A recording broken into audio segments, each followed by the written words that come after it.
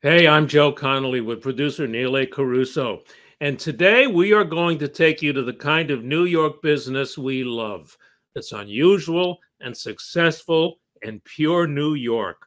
J. Landress Brass on West 32nd Street in Manhattan, which restores, repairs, and customizes all brass instruments, even flugelhorns for New York's many musicians. So this is a niche business. And when he had to close because of COVID, owner Josh Landress put his business online and is doing more business online now as well from the music store. Josh, how's business right now? Hey, Joe, good morning. Business is great. It's really been amazing the past few months, especially with the start of the summer in June. Business really picked up with music starting again. It's been really wonderful. I called your store around 11 o'clock on a weekday morning the other day, and it sounded, I could tell it was very busy. Who was in there? What was going on? Oh, I don't recall who was exactly in at the time, but we have a lot of musicians that come in and out, whether it's people looking to buy new instruments or people getting their instruments fixed or restored or customized, trying accessories. We let people play their instruments and the things that they're trying here in the store. So at times it can be often cacophonous with the noise and sound of people playing. Now, you're in a practice room right now, are you? Did you call it a practice room? Yeah, so we have in our store, we have a couple practice rooms that people can come into and try the instruments. Especially now with COVID, we have air purification systems in there, and they're a little intimate and quiet, so people have a good sound of what they're getting out of the instrument. Now, how and why did you put your niche business, apparently a big niche, online?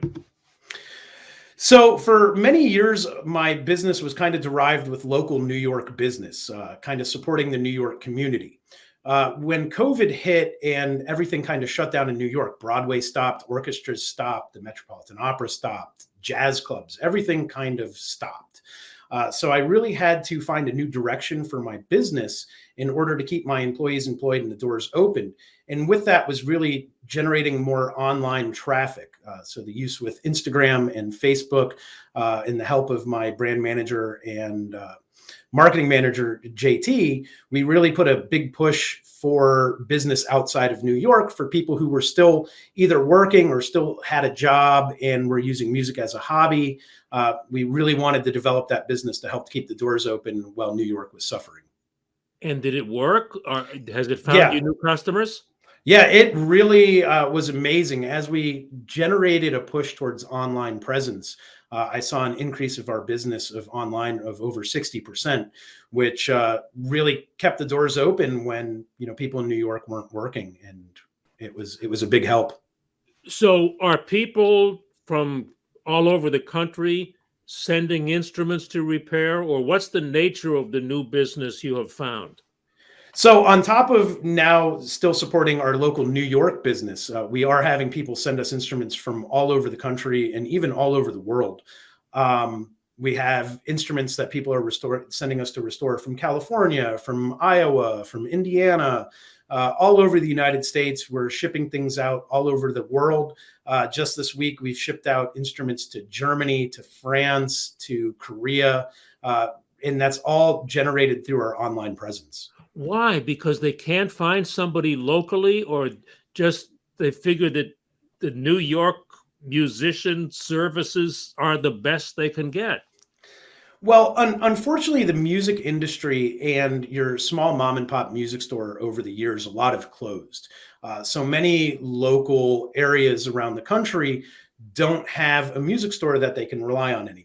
They've been priced out by either big box retail or the economy and raising costs. It's really been an industry that's suffered quite a bit.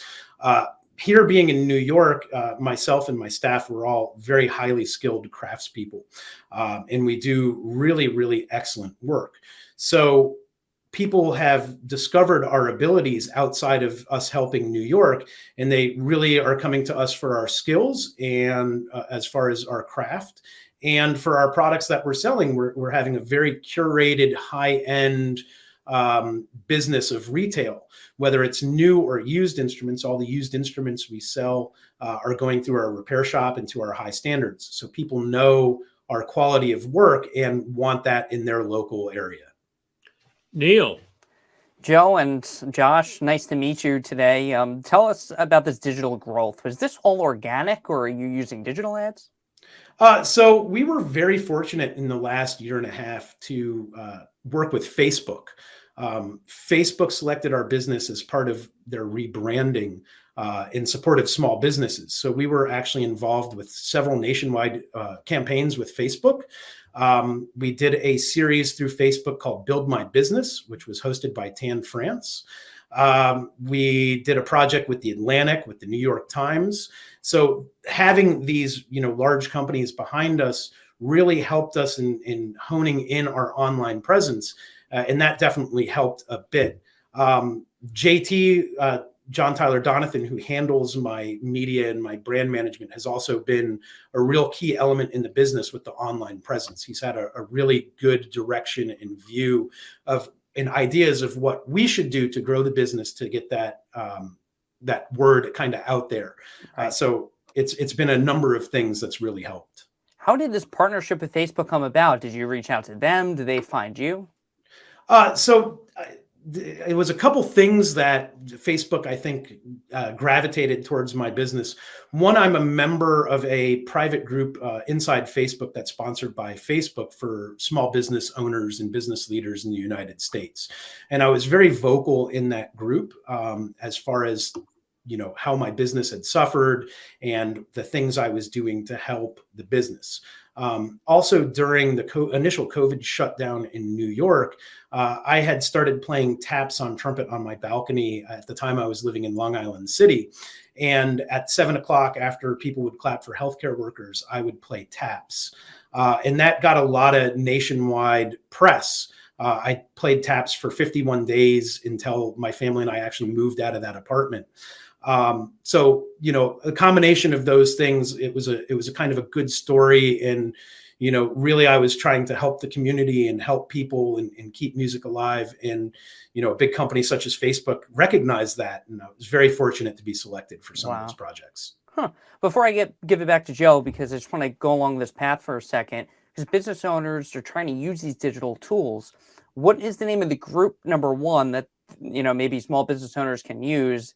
And number two, what would you suggest they do to break through online? Because this could be so difficult unless you're spending money on digital ads, Yeah. So Facebook, which is, one of the larger platforms for social media and marketing these days, and, they have Instagram also, they have a series and they have a lot of resources.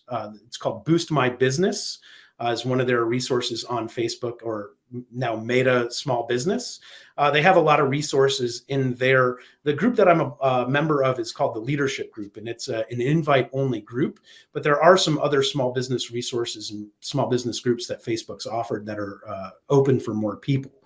And there's a lot of really wonderful business leaders who are very, very bright, and they share the ideas in there. And even Facebook, through their Boost My Business series, they have videos with small business owners such as myself, where they talk about different tools and techniques that you can use to grow your online presence. And that goes from everything from restaurants to, your niche boutique market like myself, or people in the clothing industry, automotive industry. There's all sorts of resources on there that are free that people can look into. Wow. Boost My Business, Joe. I want to tell you, we have a little surprise for you coming up in just a couple of minutes, but a couple of other questions about the business, Josh. Yeah. So then you did not have some Broadway or New York musician connect you to Facebook. They truly found you organically by what you were doing online. There was no inside connection. That's correct. It was purely organic. It was really one of those stories where, it's kind of unbelievable. It says, wow, a small business like myself and a really strange business compared to the rest of the world, how they would find me and like my story.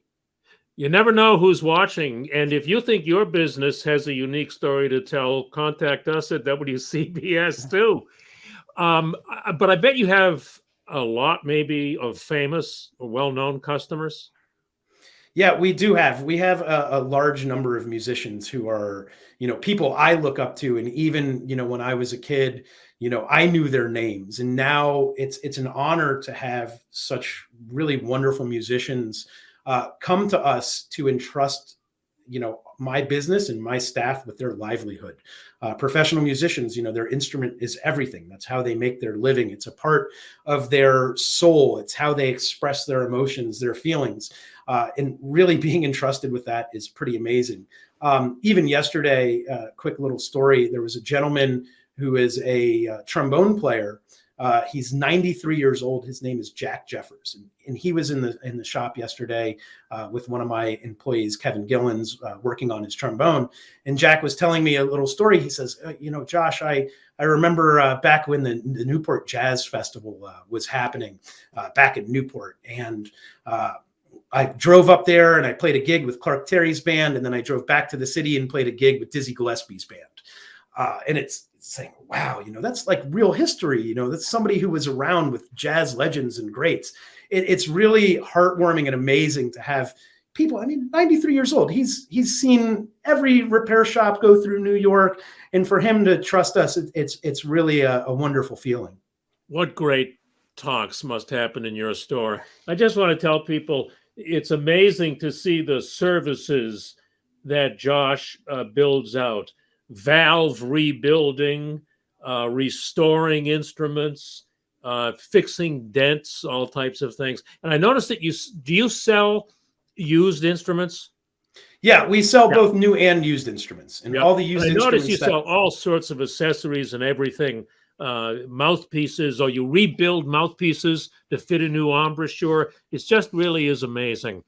I'll tell you what, we want to close with this beautiful tribute that Josh's customers did for him also online.